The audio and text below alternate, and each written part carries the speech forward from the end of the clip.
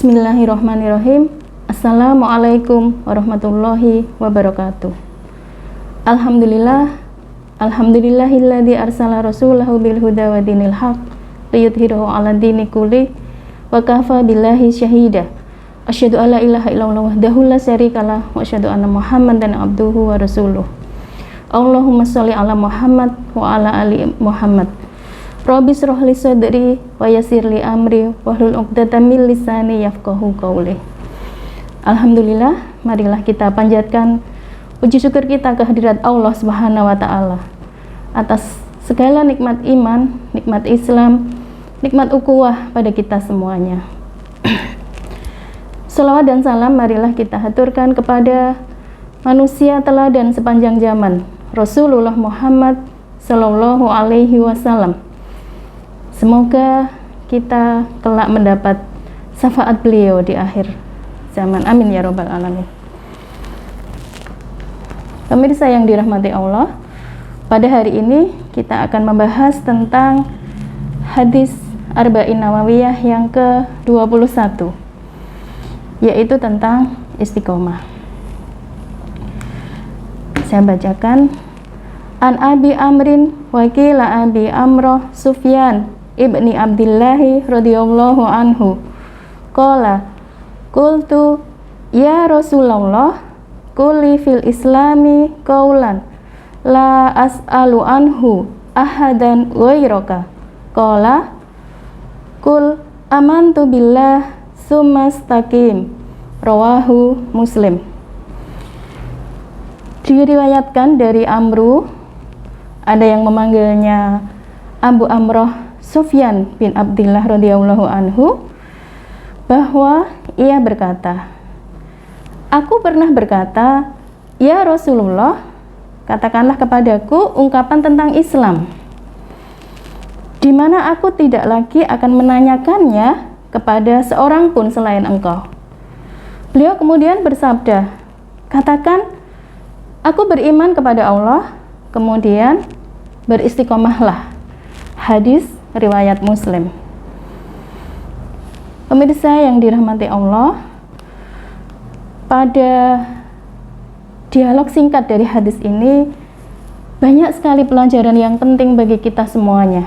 Di antaranya bahwa untuk kesekian kali hadis ini membuktikan adanya budaya munasohah ya. Apa budaya munasohah itu? Yaitu adanya budaya saling menasehati, di mana budaya saling menasehati ini tumbuh subur pada kehidupan zaman Rasulullah dulu dan juga pada zaman para sahabat. Mereka tidak ada yang merasa sungkan untuk meminta nasihat antara satu dengan yang lain dan saling menasehati antara satu dengan yang lainnya.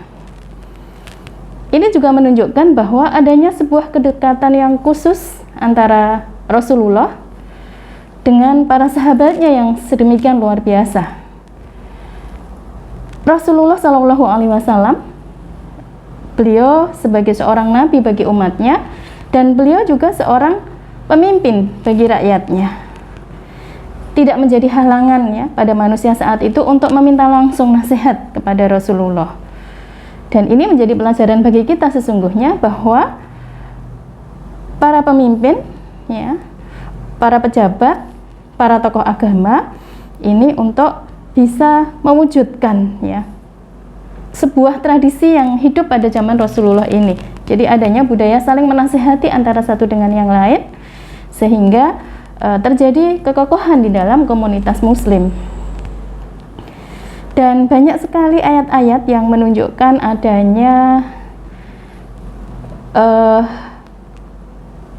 hubungan yang dekat antara Rasulullah dengan para sahabatnya, yaitu pada surat Al-Fat ya, pada surat Al-Fat ayat ke-29, Muhammadur Rasulullah walladzina ma'ahu asidda 'alal kuffari ruhama'u bainahum.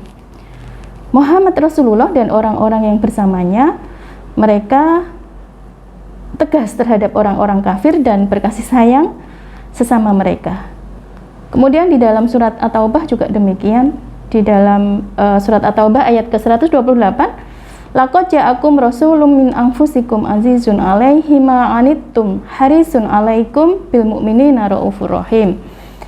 Sungguh telah datang kepadamu seorang rasul dari kaummu sendiri, terasa berat olehnya penderitaanmu, sangat menginginkan keimanan dan keselamatan bagimu, amat belas kasihan lagi penyayang terhadap orang-orang mukmin.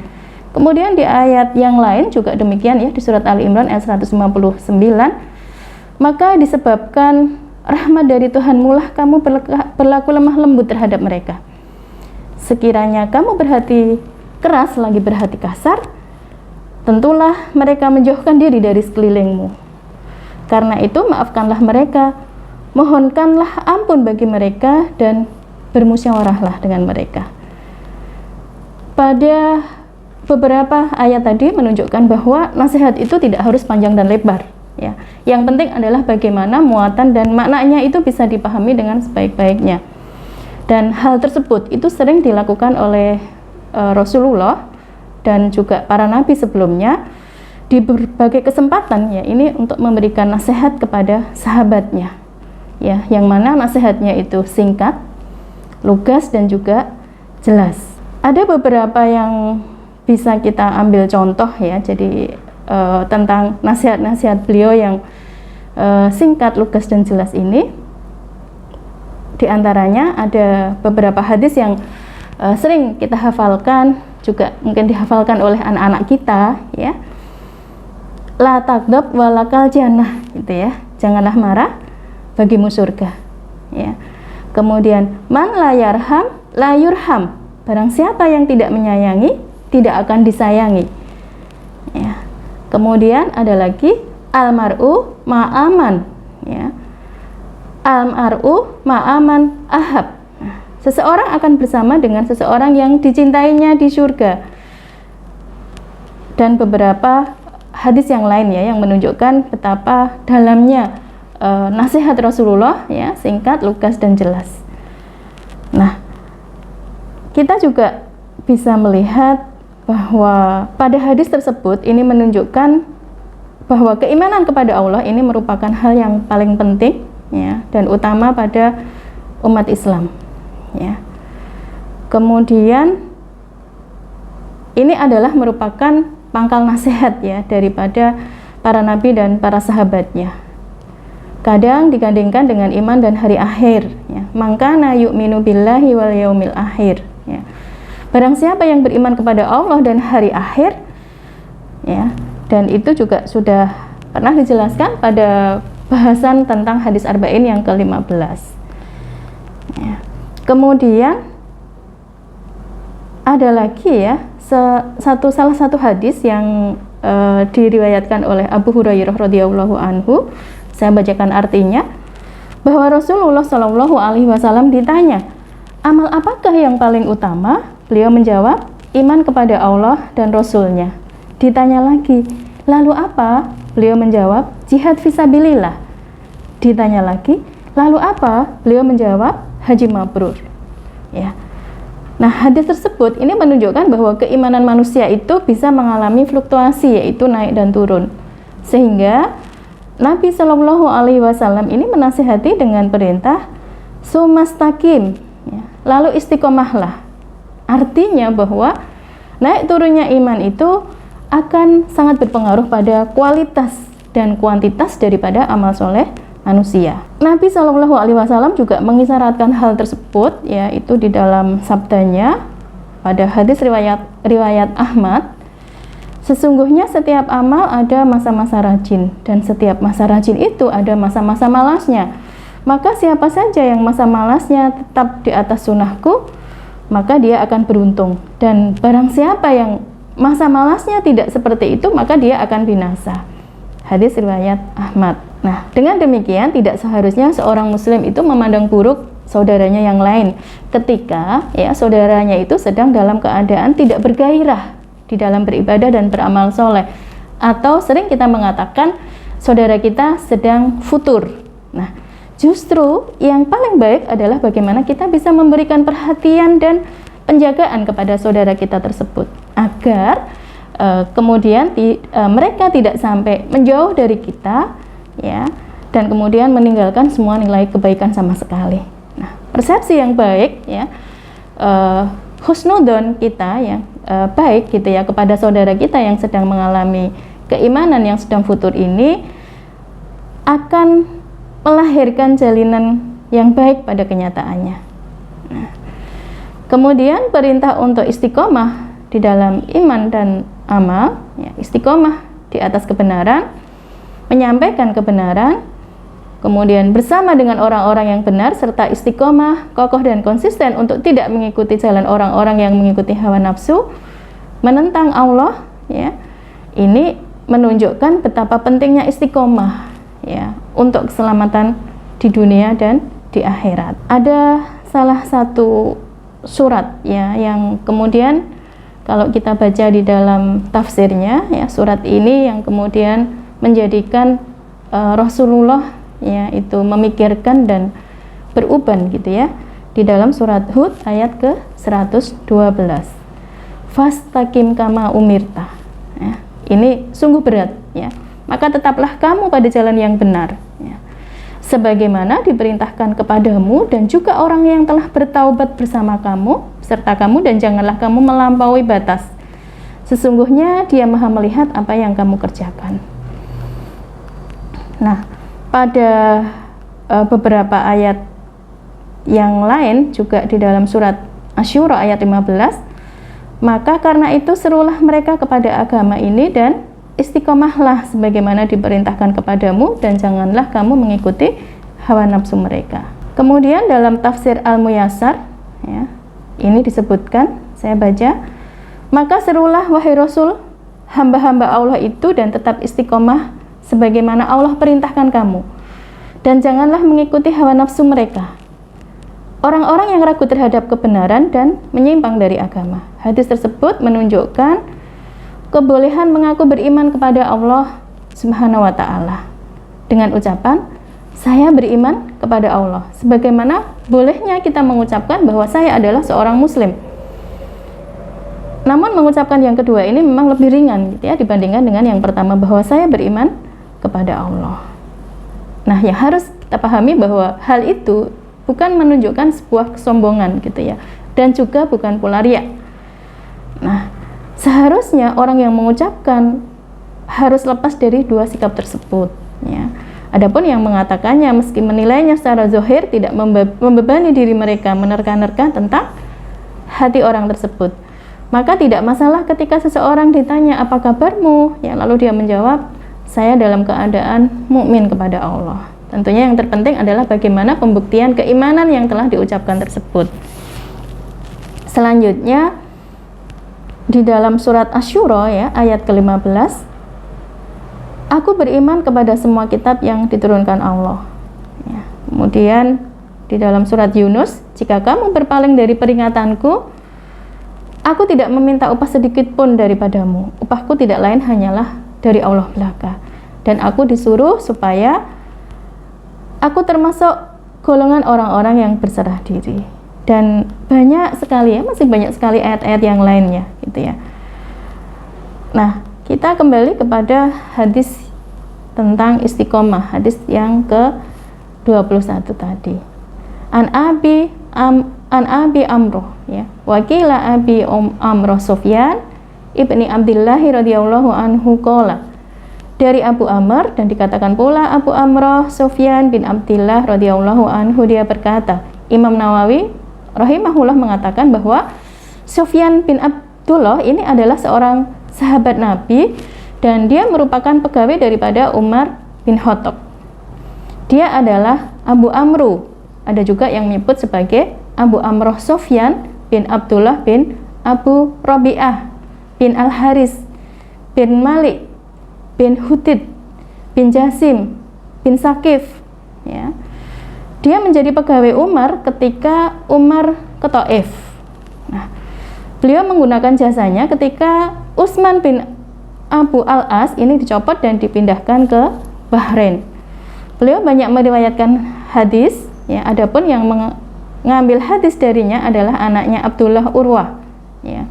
Zubair bin Nufair, Nafi bin Jubair dan yang lainnya. Ya, ini adalah menurut Imam An-Nawawi. Kemudian Imam Bukhari juga menyebutkan bahwa beliau memiliki tiga anak, yaitu Amru, Asin, dan Abdullah. Dia termasuk penduduk Sakif dan termasuk suku Bani Sakif. Kemudian disebutkan pula dalam Faidul Qadir, berkata An-Nawawi, Muslim tidak pernah mengatakan dari Sufyan. Ya.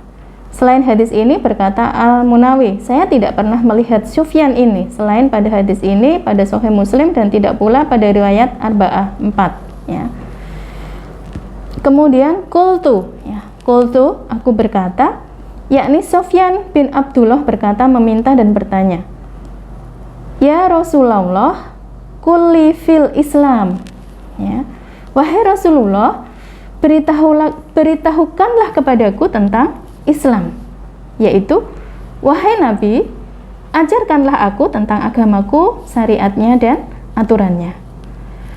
Berkata Syekh Ismail Muhammad Al-Ansori, kulli fil Islam fi dini wa syari'ah. Ya. Ajarkan kepadaku tentang Islam, tentang agamanya dan syariatnya. Ini menunjukkan bahwa adanya perhatian yang sangat serius, ya, terhadap urusan agama.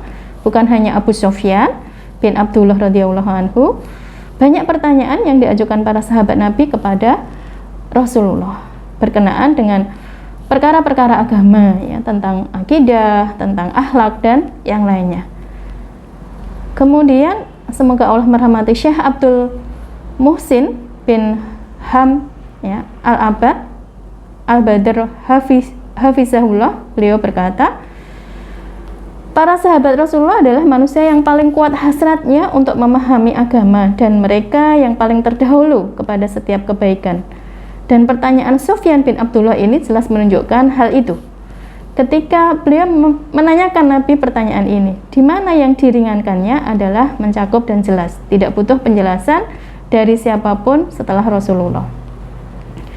Syekh Atiyah bin Muhammad Salim rahimahullah mengatakan, dia berkata, katakanlah kepadaku tentang Islam, bukan tentang dunia, kenikmatan dan perhiasannya, bukan pula tentang kekuasaan dan kemuliaannya, bukan tentang kedudukan dan kehormatan, bukan itu, tetapi tentang Islam. Karena Islam telah menyatu dalam darah mereka, telah mengalir dalam keringat mereka, telah menjadi adat dan tujuan mereka, dan hal inilah yang menunjukkan kuatnya keikhlasan, bagus maksudnya dan kuat kesadarannya. Ketika dia menanyakan hal ini kepada Nabi, maka dengan Islamlah akhlak menjadi mulia dan di dalamnya terdapat kebahagiaan dunia dan akhirat. Syekh Atiyah bin Muhammad Salim, Syarah Al-Arba'in Nawawiyah, Syarah nomor 21. Selanjutnya, kita lanjutkan dari hadis tadi, Qulu la as'alu anhu ahadan ghairuka. Ya, perkataan yang aku tidak akan memintanya kepada seorang pun selain engkau, yakni perkataan yang dalam maknanya dan aku bisa mengamalkannya dan aku tidak membutuhkan penjelasan tentang itu selain penjelasan darimu. Syekh Ismail Al-Ansori menjelaskan perkataan yang mencakup makna-makna agama yang jelas dan saya merasa cukup dengannya dan saya beramal dengannya. At-Tuhfah Ar-Rabbaniyah. Kemudian Imam Ibnu Alan rahimahullah mengatakan perkataan yang mencakup makna-makna yang agama yang jelas, yang dengannya tidak butuh kepada tafsir selainmu, gitu ya. Dan saya bisa mengamalkannya dan merasa cukup dengannya. Syekh Atiyah bin Muhammad menjelaskan dalam bentuk pertanyaan seperti ini. Dan siapakah setelah Rasulullah yang ditanya? Dan siapakah setelah Rasulullah yang mampu menjawabnya? Dan siapakah setelah Rasulullah yang memiliki kekuasaan menambahkan jawaban Rasulullah? Tidak seorang pun, ya. Syekh Atiyah bin Muhammad Salim. Kemudian beliau juga menjelaskan, dia tahu bahwa tidak ada selain Rasulullah yang lebih tahu tentang agama Allah. Maka dia meminta penjelasan, ya, perincian, penerangan dengan tanpa kemuskilan, ya, tanpa kesamaran. ketidakjelasan dan tersembunyi. Dan siapakah manusia setelah Rasulullah yang diberikan jawami kalim? Dan beliau Shallallahu Alaihi Wasallam adalah orang Arab yang paling fasih. Ini menunjukkan bahwa petunjuk dan nasihat Nabi adalah cukup baginya dan cukup bagi kita semuanya kaum muslimin. Sebab petunjuk Rasulullah itu sudah sangat jelas, terang, lengkap dan juga sempurna. Ya. Berbeda dengan selain dirinya. Ya. Sufyan bin Abdullah radhiyallahu anhu dan para sahabat yang lainnya ini memberikan kepercayaan kepada Rasulullah SAW sangat tinggi, ya, sehingga mereka tidak membutuhkan dari yang lain.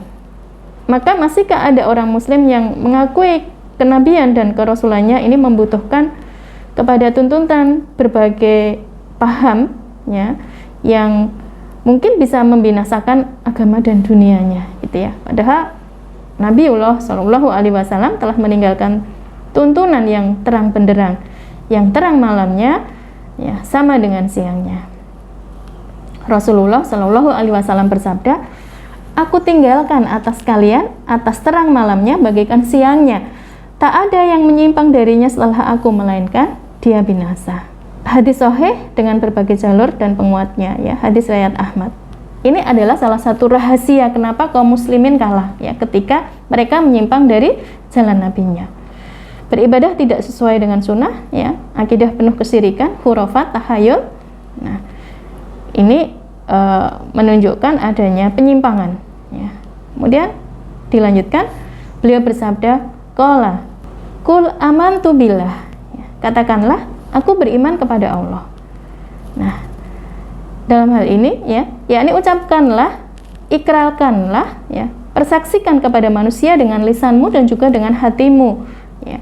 Aku membenarkan, meyakini, dan hatimu merasa tentram, aman dan ridho kepada Allah sebagai Rabb, ya, dan Ilah, karena Allah adalah pemilik semua kemuliaan, kebaikan, ketinggian, dan semua nama dan sifatnya, ya, suci dari aib dan celah walaupun sedikitnya. Tidak ada apapun yang dan siapapun yang seumpama dengan Allah. Kemudian Imam Ibnu Alan As-Siddiq, ya, As-Siddiqi Asy-Syafi'i rahimahullah menjelaskan, yaitu perbaharui imanmu dengan mengingat di hatimu, menyebut pada lisanmu, dan menghadirkan makna-makna iman yang syar'i, yang rinciannya telah dijelaskan di dalam hadis Jibril, ya, Dalilul Falihin, ya.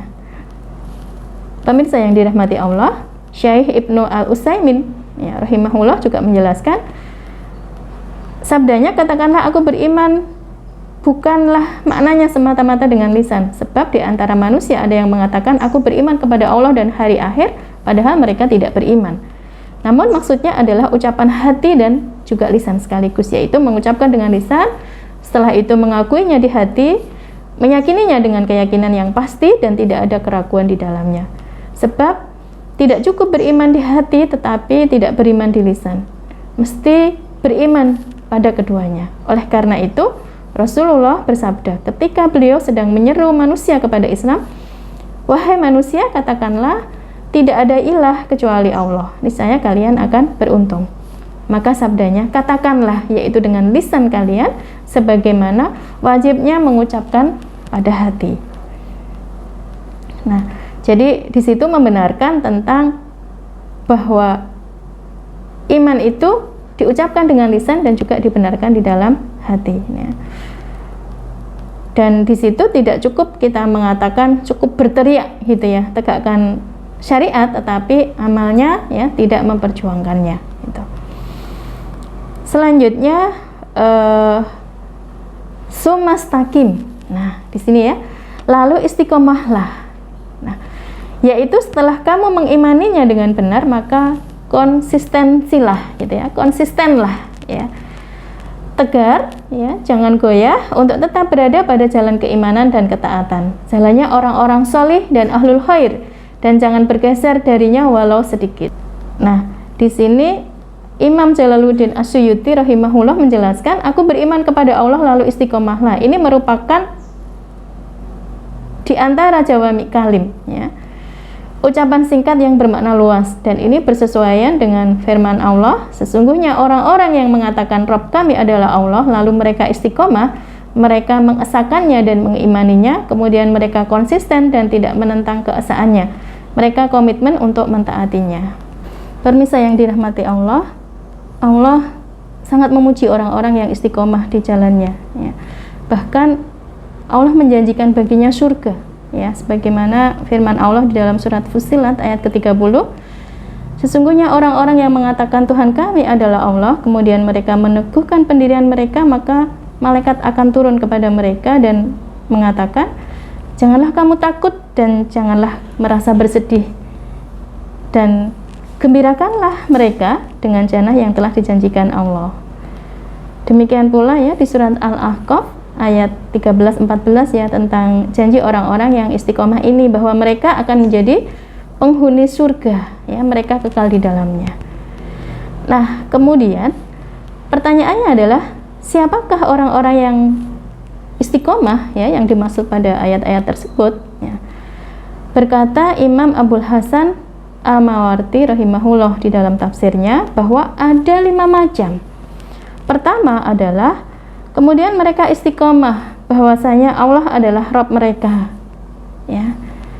Jadi itu pendapat daripada Abu Bakar Asy-Syiddiq radhiyallahu anhu. Kemudian yang kedua, kemudian mereka istiqomah di atas kesaksian tiada ilah kecuali Allah. Nah, ini adalah pendapat dari Ibnu Abbas. Kemudian yang ketiga, mereka istiqomah dan menjalankan kewajiban-kewajiban dari Allah. Diriwayatkan Ibnu Abi Tholhah dari Ibnu Abbas. Kemudian yang keempat, mereka istiqomah dalam mengikhlaskan beragama dan beramal untuknya. Ini pendapat Abul Aliyah. Nah, yang kelima, kemudian mereka istiqomah dan mereka tidak kembali darinya, ya, sampai mereka wafat. Ini diriwayatkan oleh Anas secara marfu. Nah, kemudian dalam kitab yang lain disebutkan Umar bin Khattab radhiyallahu anhu, mereka konsisten di atas jalan Allah dan mentaatinya, kemudian mereka tidak menyimpang. Dari Utsman bin Affan, yakni dengan memurnikan amal untuk Allah. Dari Al-Hasan Al-Basri radhiyallahu anhu, katanya, mereka istiqomah di atas perintah Allah Ta'ala, lalu mereka melaksanakan dengan ketaatan padanya, menjauhi maksiat kepadanya. Imam Abu Ishaq As-Sa'labi An-Naisaburi. Jadi demikianlah hadis tentang istiqomah yang menuntut kita untuk bisa menjaga konsistensi kita dari apa yang sudah ucapkan, ya, kita ucapkan dari syahadat kita, ya, baik syahadat tauhid, ya, maupun syahadat kita kepada Rasulullah. Ya. Demikian yang bisa sampaikan. Semoga Allah melimpahkan keistiqomahan pada kita semuanya hingga akhir nanti, ya, dan kita kelak tetap menjadi orang-orang yang husnul khatimah atas keistiqomahan kita. Amin ya rabbal alamin. Akhirul kalam. Assalamualaikum warahmatullahi wabarakatuh.